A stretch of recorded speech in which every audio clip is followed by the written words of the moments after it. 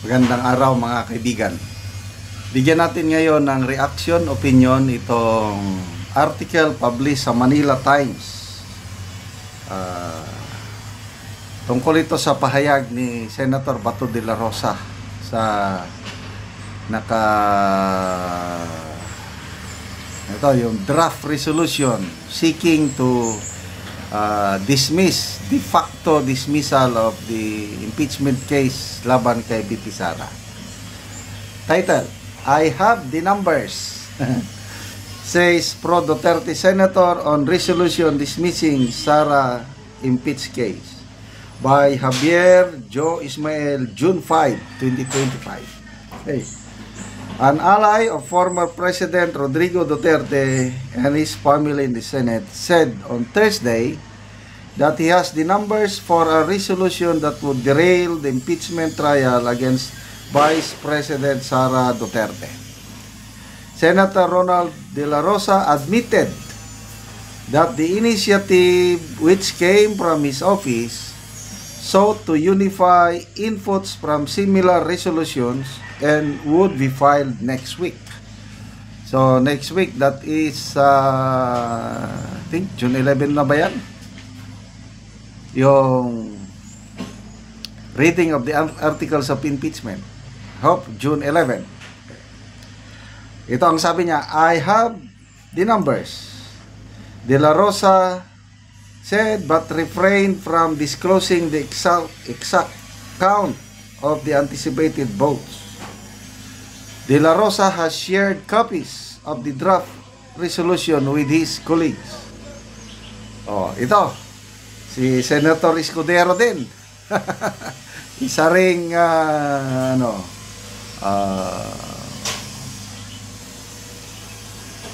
tawag do? Accomplice? O Senate President Francis Escudero said that if a resolution was submitted, it would undergo the standard procedures, including a debate and a vote in the plenary.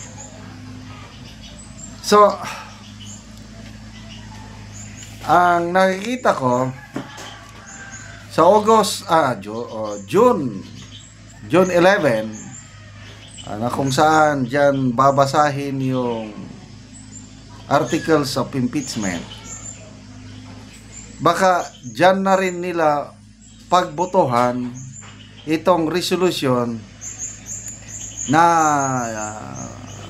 i-file ni Senator Bato de la Rosa. Kung sinabi niyang I have the numbers, meron talaga. Alangan naman na magmayabang siya sa nag-leak na nga yung resolution pinakita na sa media, pinagkaguluhan na kahapon.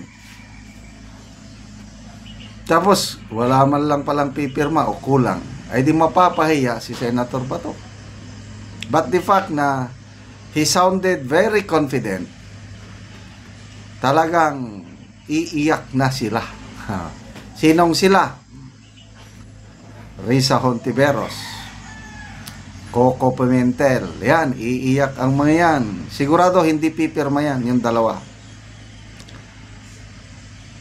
Yung bagong panalo ng mga kongresista, yung atat na maging House Prosecutor, Congresswoman-elect Laila De Lima and Congressman-elect Chel Jokno. Sino pa? Makabayan Black. Talagang magrarally daw ulit sila yung sabi nila, we will bring it to the people. Yes, why not? Bring it to the people. At ayun, kinakalampag nilang Senado, nagrarally sila sa harap ng Senado So ano pa? Mga abogado, ang mga law professors sa UP College of Law palabas na ng open letter urging the senators to proceed forthwith with the so hanggang ganun na lang. Yes, that's part of the process, democracy. Kailan it all depends on the senators. At Sinasabi nila na huhusgahan kayo ng taong bayan. Yes, why not? Oh, i-base natin sa midterm election. Bakit natalo ang alyansa? O ang campaign manager mismo ng alyansa nagsabi, ang dahilan ay yung impeachment case na isinampa kay BP Sara plus nadagdagan pa yung kidnapping ni PRRD. So unpopular talaga yung impeachment case na yan. So ang mga senador bilang mga political nakikinig yan sa kagustuhan ng mas marami. Lalo na yung mga re-electionist. Ilan bang re-electionist? 8. Re-electionist, yung itong 19th Congress, 8 ang mga yan. Oh, kung nakikita nila na ang mga tao ayaw na kay BP Sara, talagang itutuloy nila ang impeachment. Kailang kung nakikita ng mga senador, re-electionist, na ang taong bayan galit na sa ginagawang impeachment na yan, talagang pipirma sila sa resolusyon. So, ako, opinion ko lang ito lahat ng mga re-electionist, senators, pipirma sa sino yan? Subukan lang nating magbilang. Magkapatid na Estrada, re-electionist yan. Gatchalian, Subiri, Villanueva, Alan Peter Cayetano. Ito si Senator Escudero, re-electionist yan. Isa na lang. Kalimutan ko na. Plus Duterte Black. Di 13 lang ang kailang, kaya sobra pa. Kaya itong si Bato, wais din. Kaya very confident siya na magsabi, I have the numbers. Yes, he has the numbers. Kaya bloodbath. Paano tayo makakapanood ng bloodbath? Sorry na lang. Next time na lang. Sa 2028 na lang ang bloodbath. Okay, salamat mga kaibigan sa inyong pagsubaybay sa ating channel. Nakakatulong kayo ng malaki sa Tribong Talandig ng Bukidnon. Dahil ang sweldo natin sa channel na ito is pantulong natin sa tribo. Namimigay tayo ngayon ng mga yero at pako para naman magkaroon ng mas maayos na tahanan itong mga Tribong Talandig ng Bukidnon. Panoorin nyo ang video na ito. Ron mo na po ni ang nang kinahanglan og tabang ug mo na ni makita sa gawas nga bahin sa iyang balay, sa iyang atop o kagubaon na gyud.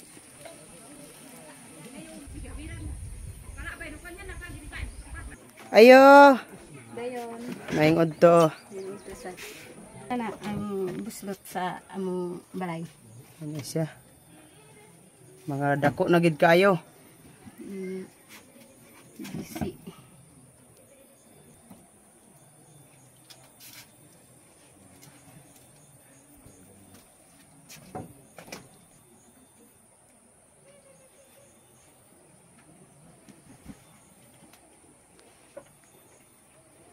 Og karon manguha na ka og kahoy kay matagaan na mo og sen lansang pako plinsen. Manguha na gyud mi. Og pila na ni katuig ang inyong balay? 5 na. 5 pa katuig. Oo. Og karon unsa imong masulti nga matagaan na ka og sen lansang pako plinsen? Pasalamat mi sa Ginoo ug sa nagtan-aw sa video sa nag-sponsor ani. Oo. Dili gyud mi kabalay kung dili mi tabangan sa among pagbalay tungod kay lisod among pagpuyo. So pila day mo kapuyo dinani? 4 akong anak. Ay duha imong anak. So unsa day inyong panginabuhian? Kung di mi makamuso, di gyud mi makakaon. Ug di sad mi makabalay kung wala ang tabang Oh. para sa atop. So gamuso lang ang imong bana. Oo. So dili gyud mo kakaon Kung dili makamuso. dili mo makamuso. Sa isa ka semana kapila siya magmuso pod imong bana. Usay isa ka semana usay ka isara usay na asad ikaduha. Ay. So salamat kaayo. Salamat.